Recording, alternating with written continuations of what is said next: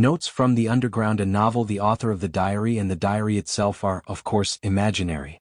Nevertheless, it is clear that such persons as the writer of these notes not only may, but positively must, exist in our society, when we consider the circumstances in the midst of which our society is formed.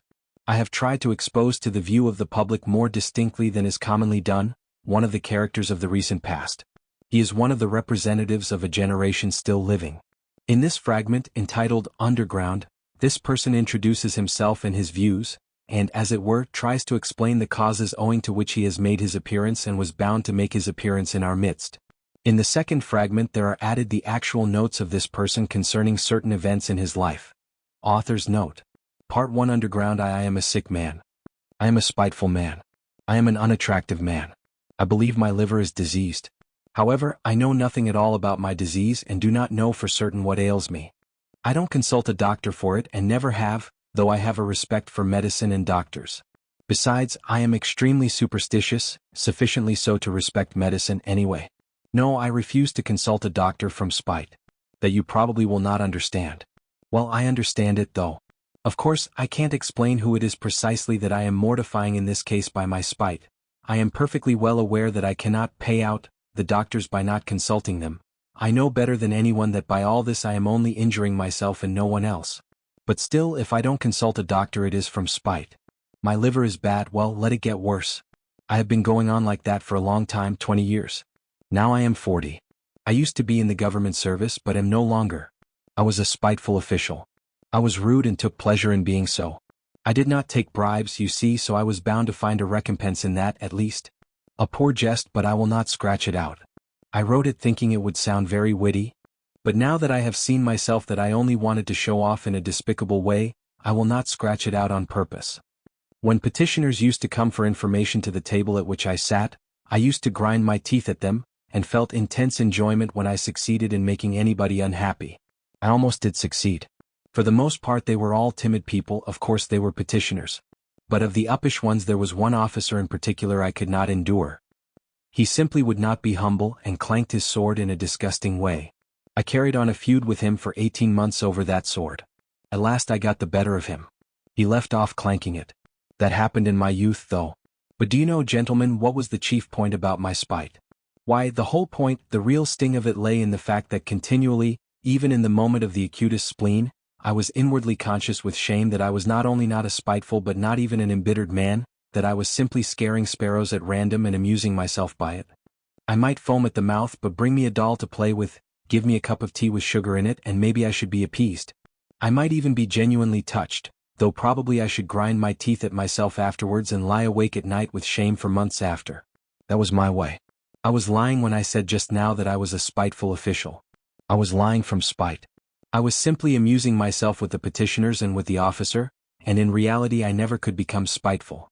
I was conscious every moment in myself of many, very many elements absolutely opposite to that. I felt them positively swarming in me, these opposite elements. I knew that they had been swarming in me all my life and craving some outlet from me, but I would not let them, purposely would not let them come out. They tormented me till I was ashamed. They drove me to convulsions and sickened me at last. How they sickened me. Now, are not you fancying, gentlemen, that I am expressing remorse for something now, that I am asking your forgiveness for something? I'm sure you are fancying that. However, I assure you I do not care if you are. It was not only that I could not become spiteful, I did not know how to become anything, neither spiteful nor kind, neither a rascal nor an honest man, neither a hero nor an insect. Now, I am living out my life in my corner, taunting myself with the spiteful and useless consolation that an intelligent man cannot become anything seriously, and it is only the fool who becomes anything. Yes, a man in the 19th century must and morally ought to be preeminently a characterless creature. A man of character, an active man, is preeminently a limited creature. That is my conviction of 40 years. I am 40 years old now, and you know 40 years is a whole lifetime. You know it is extreme old age. To live longer than 40 years is bad manners, is vulgar, immoral. Who does live beyond 40? Answer that, sincerely and honestly I will tell you who do, fools and worthless fellows. I tell all old men that to their face, all these venerable old men, all these silver-haired and reverend seniors. I tell the whole world that to its face. I have a right to say so, for I shall go on living to 60 myself. To 70. To 80? Stay, let me take breath. You imagine no doubt, gentlemen, that I want to amuse you. You are mistaken in that too. I am by no means such a mirthful person as you imagine or as you may imagine. However, irritated by all this babble, you think fit to ask me who I am, then my answer is I am a collegiate assessor. I was in the service that I might have something to eat, and when last year a distant relation left me 6,000 rubles in his will, I immediately retired from the service and settled down in my corner. I used to live in this corner before, but now I have settled down in it. My room is a wretched, horrid one in the outskirts of the town. My servant is an old country woman, ill-natured from stupidity, and moreover, there is always a nasty smell about her. I am told that the Petersburg climate is bad for me, and that with my small means it is very expensive to live in Petersburg. I know all that better than all these sage and experienced counselors and monitors. But I am remaining in Petersburg. I am not going away from Petersburg. I am not going away because... Why, it is absolutely no matter whether I am going away or not going away. But what can a decent man speak of with most pleasure? Answer, of himself. Well, so I will talk about myself. I want now to tell you, gentlemen, whether you care to hear it or not, why I could not even become an insect. I tell you solemnly, that I have many times tried to become an insect. But I was not equal even to that. I swear, gentlemen, that to be too conscious is an illness, a real thoroughgoing illness. For man's everyday needs, it would have been quite enough to have the ordinary human consciousness, that is, half or a quarter of the amount which falls to the lot of a cultivated man of our unhappy 19th century, especially one who has the fatal ill luck to inhabit Petersburg, the most theoretical and intentional town on the whole terrestrial globe. It would have been quite enough, for instance, to have the consciousness by which all so-called direct persons and men of action live. I bet you think I am writing all this from affectation, to be witty at the expense of men of action, and what is more, that from ill-bred affectation, I am clanking a sword like my officer. But, gentlemen, whoever can pride himself on his diseases and even swagger over them? Though, after all, everyone does do that. People do pride themselves on their diseases, and I do, maybe, more than anyone. We will not dispute it. My contention was absurd. But yet I am firmly persuaded that a great deal of consciousness, every sort of consciousness, in fact, is a disease. I stick to that. Let us leave that too for a minute. Tell me this. Why does it happen that at the very moments when I am most capable of feeling every refinement of all that is sublime and beautiful, as they used to say at one time, it would, as though of design, happen to me not only to feel but to do such ugly things, such that, well, in short, actions that all, perhaps, commit, but which, as though purposely, occurred to me at the very time when I was most conscious that they ought not to be committed. The more conscious I was of goodness and of all that was sublime and beautiful, the more deeply I sank into my mire and the more ready I was to sink in it altogether. But the chief point was that all this was, as it were, not accidental in me, but as though it were bound to be so. It was as though it were my most normal condition, and not in the least disease or depravity, so that at last all desire in me to struggle against this depravity passed. It ended by my almost believing that this was perhaps my normal condition. But at first, in the beginning, what agonies I endured in that struggle! I did not believe it was the same with other people, and all my life I hid this fact about myself as a secret. I was ashamed. I got to the point of feeling a sort of secret, abnormal, despicable enjoyment in returning home to my corner on some disgusting Petersburg night, acutely conscious that that day I had committed a loathsome action again, that what was done could never be undone, and secretly, inwardly gnawing at myself for it, tearing and consuming myself till at last the bitterness turned into a sort of shameful accursed sweetness, and at last into positive real enjoyment. Yes, into enjoyment. I insist upon that. I have spoken of this because I keep wanting to know for a fact whether other people feel such enjoyment. I will explain. The enjoyment was just from the too intense consciousness of one's own degradation. It was from feeling oneself that one had reached the last barrier, that it was horrible, but that it could not be otherwise, that there was no escape for you, that you never could become a different man, that even if time and faith were still left you to change into something different you would most likely not wish to change. Or if you did wish to, even then you would do nothing, because perhaps in reality there was nothing for you to change into. And the worst of it was, and the root of it all, that it was all in accord with the normal fundamental laws of overacute consciousness, and with the inertia that was the direct result of those laws, and that consequently one was not only unable to change but could do absolutely nothing. Thus it would follow, as the result of acute consciousness, that one is not to blame in being a scoundrel, as though there were any consolation to the scoundrel once he has come to realize that he actually is a scoundrel. But enough. I have talked a lot of nonsense, but what have I explained? How is enjoyment in this to be explained? But I will explain it. I will get to the bottom of it. That is why I have taken up my pen. I, for instance, have a great deal of amour propre. I am as suspicious and prone to take offense as a humpback or a dwarf. But upon my word, I sometimes have had moments when if I had happened to be slapped in the face I should, perhaps, have been positively glad of it. I say in earnest, that I should probably have been able to discover even in that a peculiar sort of enjoyment, the enjoyment, of course, of despair. But in despair there are the most intense enjoyments, especially when one is very acutely conscious of the hopelessness of one's position. And when one is slapped in the face, why then the consciousness of being rubbed into a pulp would positively overwhelm one. The worst of it is, look at it which way one will, it still turns out that I was always the most to blame in everything. And what is most humiliating of all, to blame for no fault of my own but, so to say, through the laws of nature. In the first place, to blame because I am cleverer than any of the people surrounding me. I have always considered myself cleverer than any of the people surrounding me, and sometimes, would you believe it, have been positively ashamed of it. At any rate, I have all my life, as it were, turned my eyes away and never could look people straight in the face. To blame, finally, because even if I had had magnanimity, I should only have had more suffering from the sense of its uselessness. I should certainly have never been able to do anything from being magnanimous, neither to forgive, for my assailant would perhaps have slapped me from the laws of nature, and one cannot forgive the laws of nature, nor to forget, for even if it were owing to the laws of nature, it is insulting all the same. Finally, even if I had wanted to be anything but magnanimous, had desired on the contrary to revenge myself on my assailant, I could not have revenged myself on anyone for anything because I should certainly never have made up my mind to do anything, even if I had been able to. Why should I not have made up my mind? About that in particular I want to say a few words. 3. With people who know how to revenge themselves and to stand up for themselves in general, how is it done? Why, when they are possessed, let us suppose, by the feeling of revenge, then for the time there is nothing else but that feeling left in their whole being. Such a gentleman simply dashes straight for his object like an infuriated bull with its horns down, and nothing but a wall will stop him. By the way, facing the wall, such gentlemen, that is, the direct persons and men of action, are genuinely nonplussed. For them a wall is not an evasion, as for us people who think and consequently do nothing. It is not an excuse for turning aside, an excuse for which we are always very glad, though we scarcely believe in it ourselves as a rule. No, they are nonplussed in all sincerity. The wall has for them something tranquilizing, morally soothing, final, maybe even something mysterious. But of the wall later. Well, such a direct person I regard as the real normal man, as his tender mother nature wished to see him when she graciously brought him into being on the earth. I envy such a man till I am green in the face. You stupid. I am not disputing that, but perhaps the normal man should be stupid, how do you know? Perhaps it is very beautiful in fact.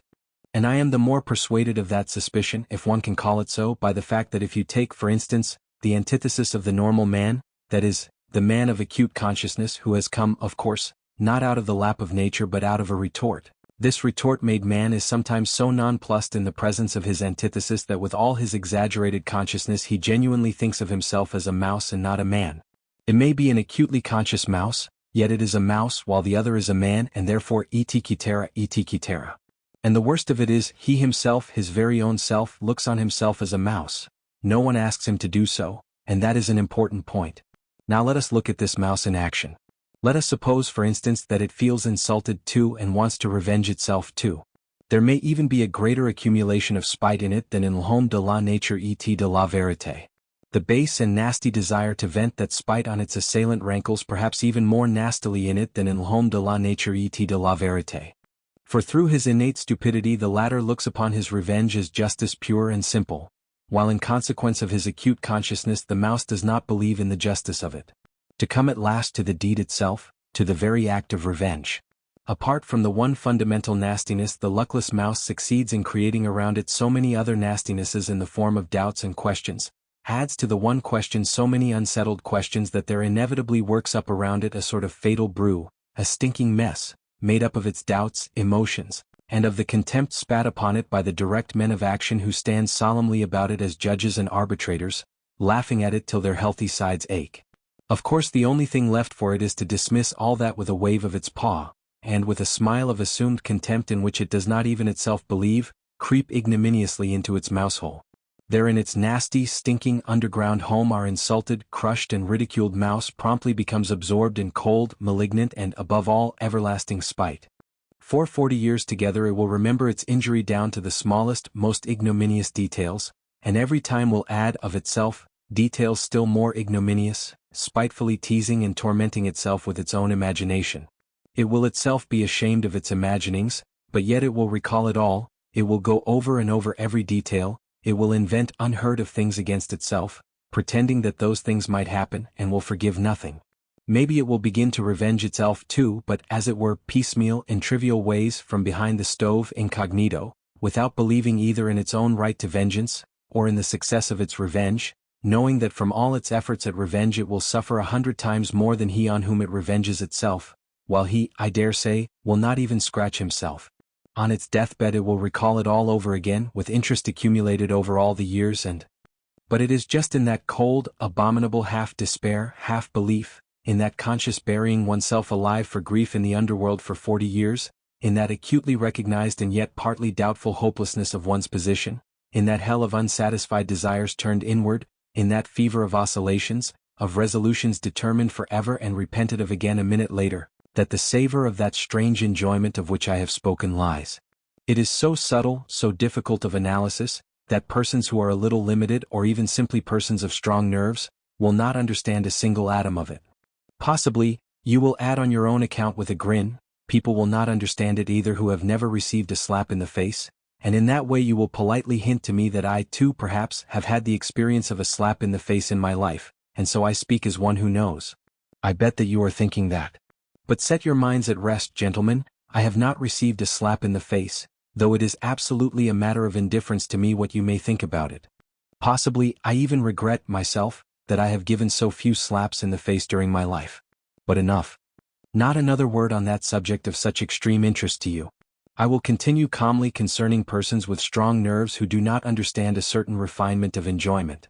Though in certain circumstances these gentlemen bellow their loudest like bulls, though this, let us suppose, does them the greatest credit, yet, as I have said already, confronted with the impossible they subside at once.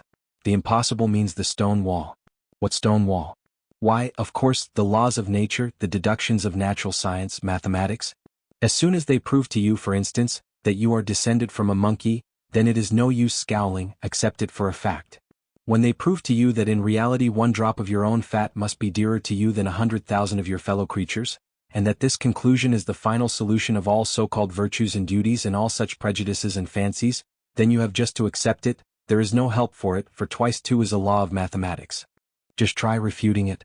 Upon my word they will shout at you, it is no use protesting. It is a case of twice 2 makes 4. Nature does not ask your permission, she has nothing to do with your wishes, and whether you like her laws or dislike them, you are bound to accept her as she is, and consequently all her conclusions. A wall, you see, is a wall. And so on and so on. Merciful heavens! But what do I care for the laws of nature and arithmetic, when, for some reason I dislike those laws and the fact that twice 2 makes 4? Of course I cannot break through the wall by battering my head against it if I really have not the strength to knock it down, but I am not going to be reconciled to it simply because it is a stone wall and I have not the strength. As though such a stone wall really were a consolation, and really did contain some word of conciliation, simply because it is as true as twice 2 makes 4. Oh, absurdity of absurdities! How much better it is to understand it all, to recognize it all the impossibilities in the stone wall. Not to be reconciled to one of those impossibilities in stone walls if it disgusts you to be reconciled to it, by the way of the most inevitable logical combinations to reach the most revolting conclusions on the everlasting theme, that even for the stone wall you are yourself somehow to blame, though again it is as clear as day you are not to blame in the least, and therefore grinding your teeth in silent impotence to sink into luxurious inertia, brooding on the fact that there is no one, even for you to feel vindictive against, that you have not, and perhaps never will have, an object for your spite, that it is a sleight of hand, a bit of juggling, a card-sharper's trick, that it is simply a mess, no knowing what and no knowing who, but in spite of all these uncertainties and jugglings, still there is an ache in you, and the more you do not know the worse the ache. For ha ha ha! You will be finding enjoyment in toothache next, you cry with a laugh. Well, even in toothache there is enjoyment, I answer. I had toothache for a whole month and I know there is. In that case of course people are not spiteful in silence but moan, But they are not candid moans, they are malignant moans, and the malignancy is the whole point. The enjoyment of the sufferer finds expression in those moans. If he did not feel enjoyment in them he would not moan. It is a good example, gentlemen, and I will develop it. Those moans express in the first place all the aimlessness of your pain, which is so humiliating to your consciousness. The whole legal system of nature on which you spit disdainfully, of course, but from which you suffer all the same while she does not. They express the consciousness that you have no enemy to punish, but that you have pain. The consciousness that in spite of all possible Wagenheims you are in complete slavery to your teeth. That if someone wishes it, your teeth will leave off aching, and if he does not, they will go on aching another 3 months. And that finally, if you are still contumacious and still protest, all that is left you for your own gratification is to thrash yourself or beat your wall with your fist as hard as you can, and absolutely nothing more. Well, these mortal insults, these jeers on the part of someone unknown, end at last in an enjoyment which sometimes reaches the highest degree of voluptuousness. I ask you, gentlemen, listen sometimes to the moans of an educated man of the 19th century suffering from toothache, on the 2nd or 3rd day of the attack, when he is beginning to moan, not as he moaned on the first day, that is, not simply because he has toothache, not just as any coarse peasant, but as a man affected by progress in European civilization, a man who is divorced from the soil and the national elements, as they express it nowadays. His moans become nasty, disgustingly malignant, and go on for whole days and nights. And of course he knows himself that he is doing himself no sort of good with his moans. He knows better than anyone that he is only lacerating and harassing himself and others for nothing. He knows that even the audience before whom he is making his efforts and his whole family listen to him with loathing, do not put a ha'porth of faith in him, and inwardly understand that he might moan differently, more simply, without trills and flourishes, and that he is only amusing himself like that from ill humor, from malignancy. Well, in all these recognitions and disgraces it is that there lies a voluptuous pleasure. As though he would say, I am worrying you, I am lacerating your hearts, I am keeping everyone in the house awake. Well, stay awake then, you too feel every minute that I have toothache. I am not a hero to you now as I tried to seem before, but simply a nasty person, an impostor. Well, so be it then. I'm very glad that you see through me. It is nasty for you to hear my despicable moans. Well, let it be nasty. Here I will let you have a nastier flourish in a minute. You do not understand even now, gentlemen? No, it seems our development and our consciousness must go further to understand all the intricacies of this pleasure. You laugh? Delighted.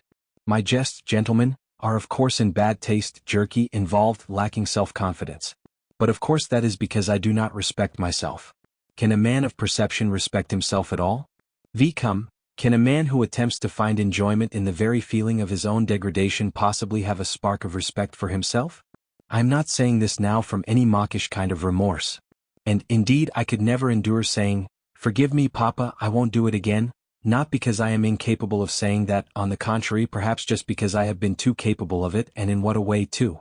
As though of design I used to get into trouble in cases when I was not to blame in any way. That was the nastiest part of it. At the same time I was genuinely touched and penitent. I used to shed tears and of course deceived myself, though I was not acting in the least, and there was a sick feeling in my heart at the time. For that one could not blame even the laws of nature, though the laws of nature have continually all my life offended me more than anything.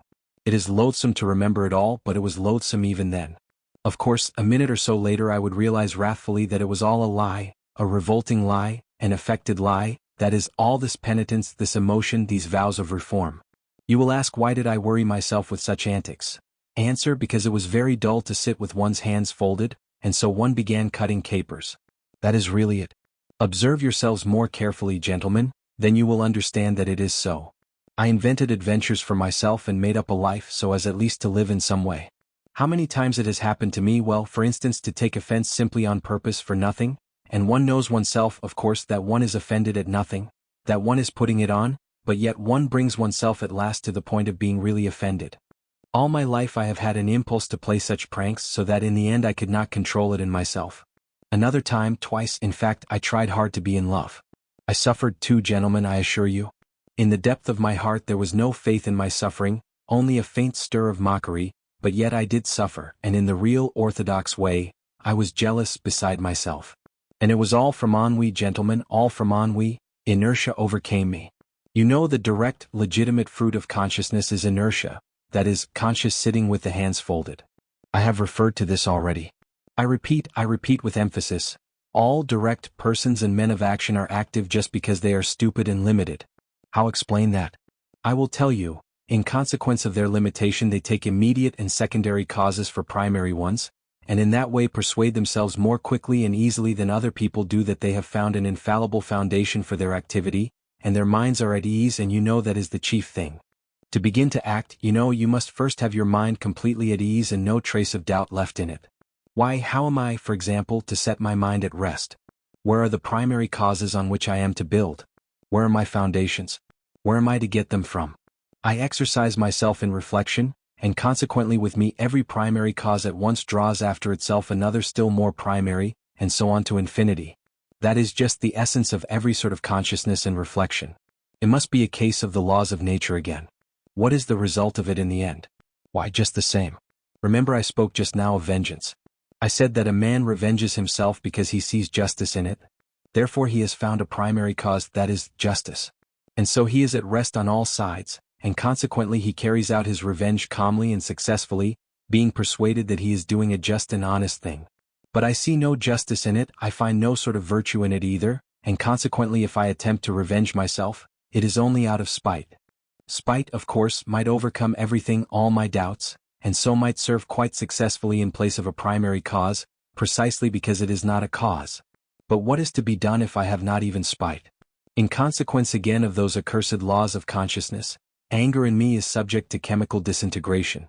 You look into it, the object flies off into air, your reasons evaporate, the criminal is not to be found, the wrong becomes not a wrong but a phantom, something like the toothache for which no one is to blame, and consequently there is only the same outlet left again, that is, to beat the wall as hard as you can. So you give it up with a wave of the hand because you have not found a fundamental cause.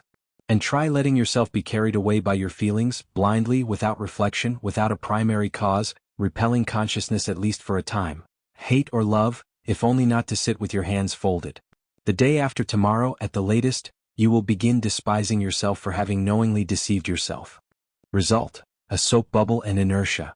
Oh, gentlemen, do you know, perhaps I consider myself an intelligent man, only because all my life I have been able neither to begin nor to finish anything. Granted I am a babbler, a harmless vexatious babbler like all of us. But what is to be done if the direct and sole vocation of every intelligent man is babble, that is, the intentional pouring of water through a sieve?